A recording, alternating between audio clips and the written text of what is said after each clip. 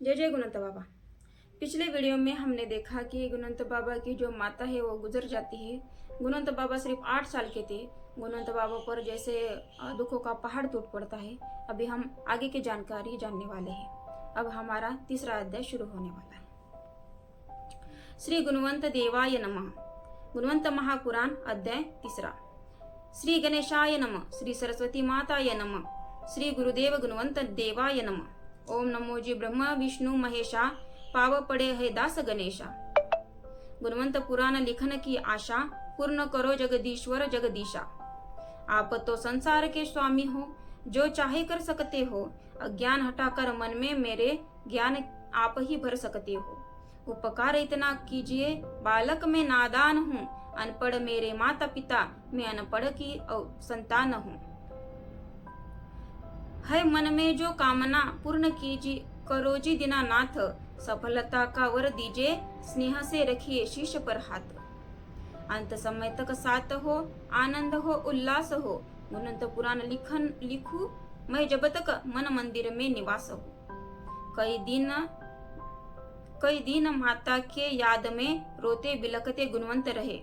दर्द छुपा कर बैठे सीने में, पूछने पर खामोश रहे। कई दिन बीते कई रैना चक्र, समय का चलता रहा। 14 साल की भई उम्र, अब काम काज का लड़का हुआ।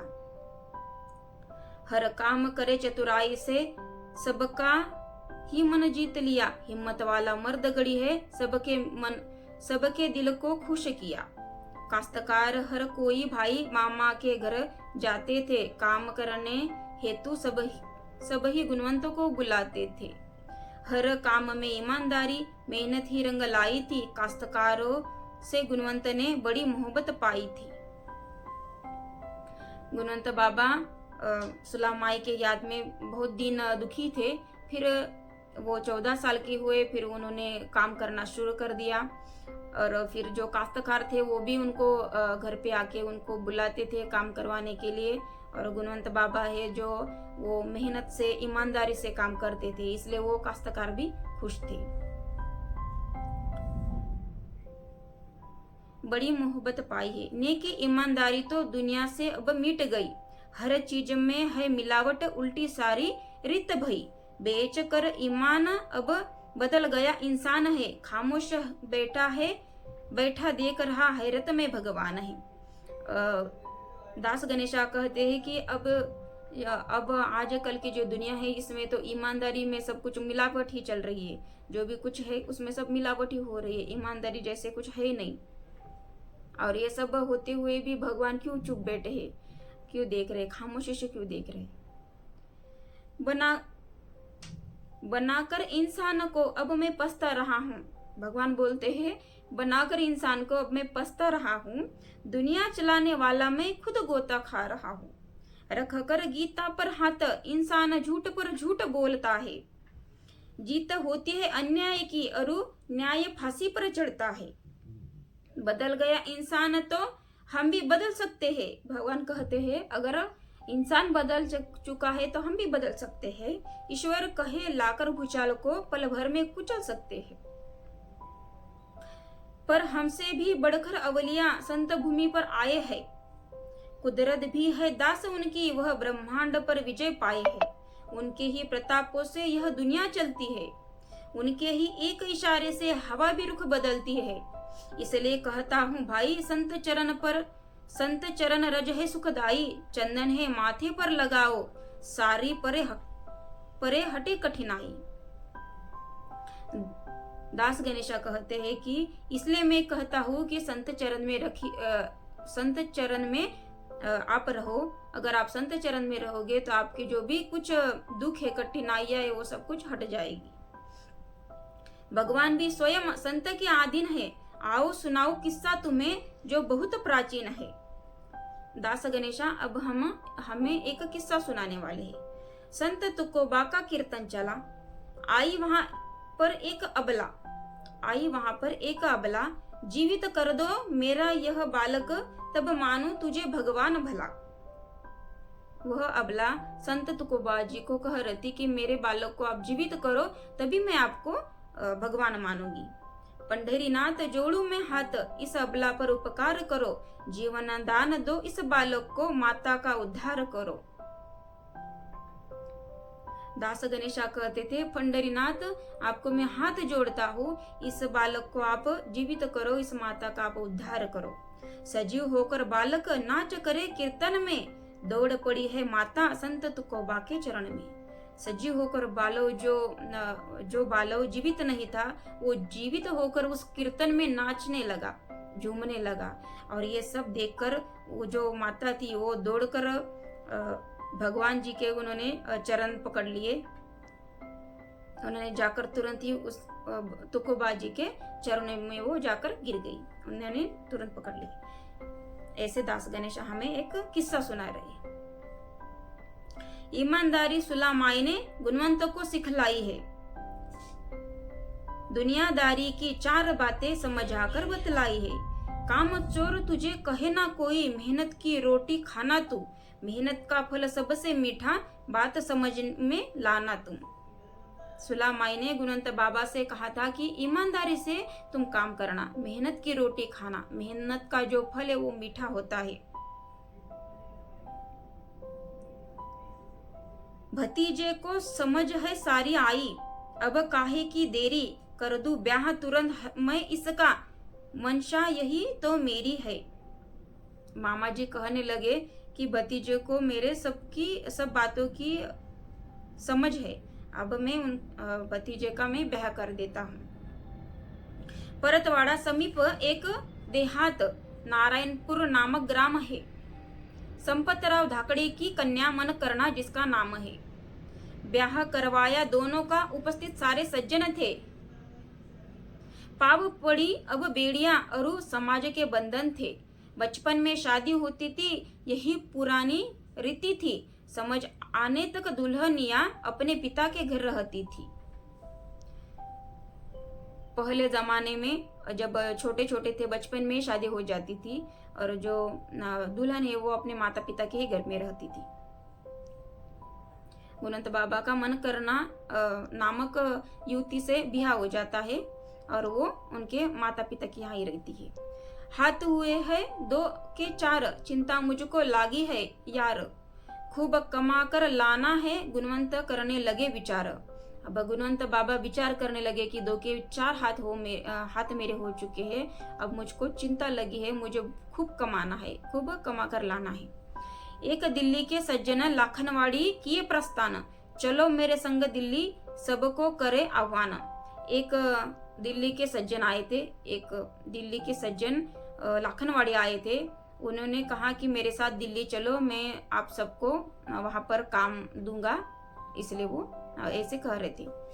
करो तैयारी चलने की, क्या पड़ा है इस देहात में, पूर्ण होंगे अरमान जब होगा पैसा ही पैसा पास में। बात गुणवंत मन भाई है, कहे मैं तो दिल्ली जाऊंगा, अपने मामा श्री के लिए कुछ कमा कर लाऊंगा।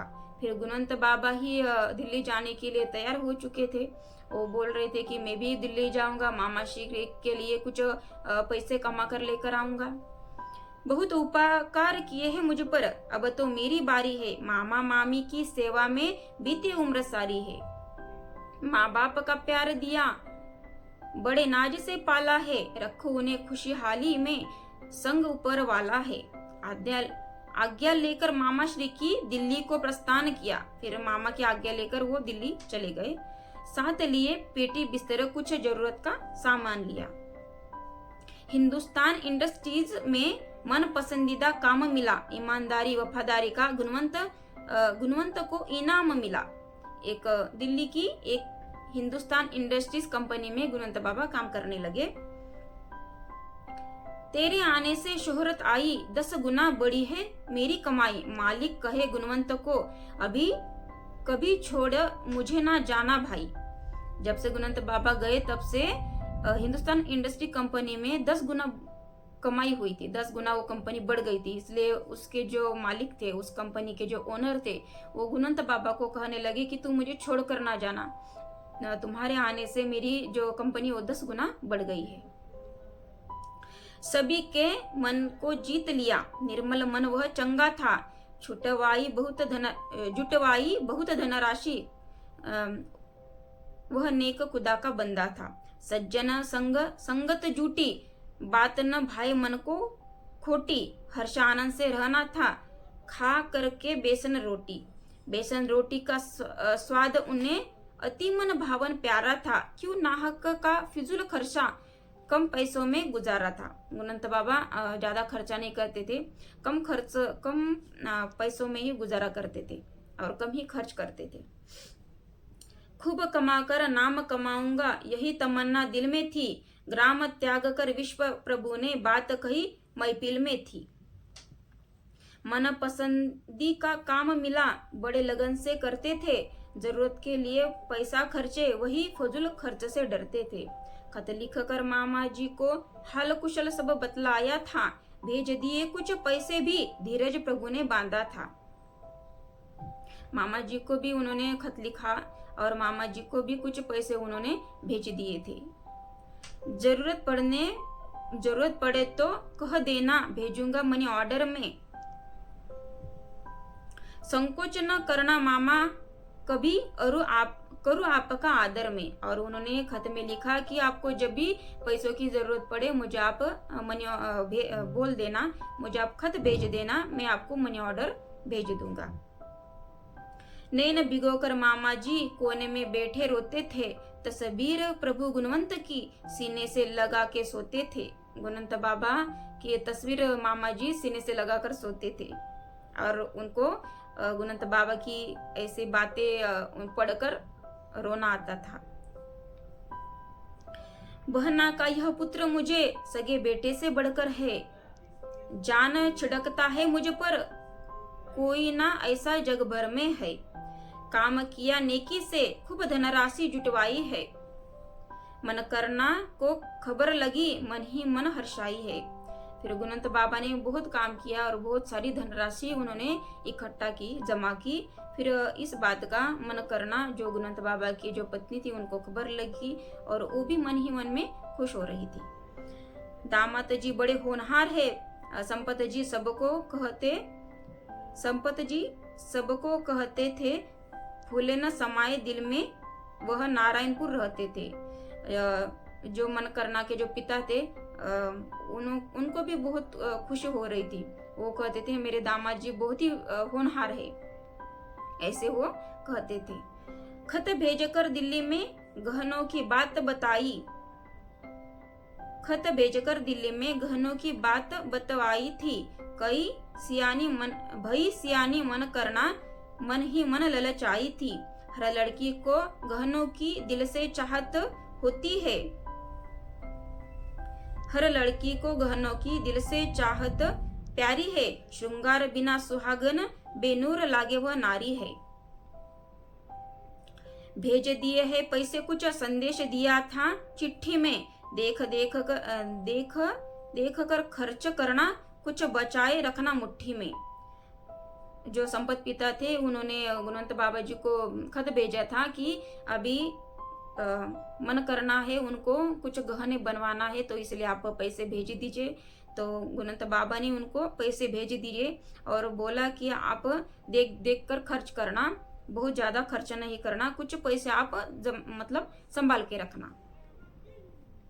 भेज रहा हूँ पैसे में गहने जरूर बनवा लेना, और पड़े जरूरत तो खत लिख कर मंगवा लेना। बाबा कहते थे मैं पैसे आपको भेज रहा हूँ, अगर आपको और भी जरूरत पड़े तो मुझे आप खत लिखकर मंगवा सकते हो। कई बार मंगवाए पैसे पर गहने नहीं बनवाए हैं, महाक्रोध की ज्वाला भड़की, गुस्से में प्रभु जाए है। फिर संपत जी ने खत बेचकर बहुत पैसे मंगवाए, लेकिन उन्होंने मनकरना जी को गहने बनवाए नहीं। फिर इस बात का गुणवंत बाबा को बहुत गुस्सा आया उनको, और उन्होंने गुस्से में प्रभु जी ने उनसे बात करना, खत भेजना ही छोड़ दिया था। समझ गए वह अंतर्यामी, नाहक पैसे मंगवाए थे, खुद अपनी गरज के कामों में वह धन सारा लगवाए थे।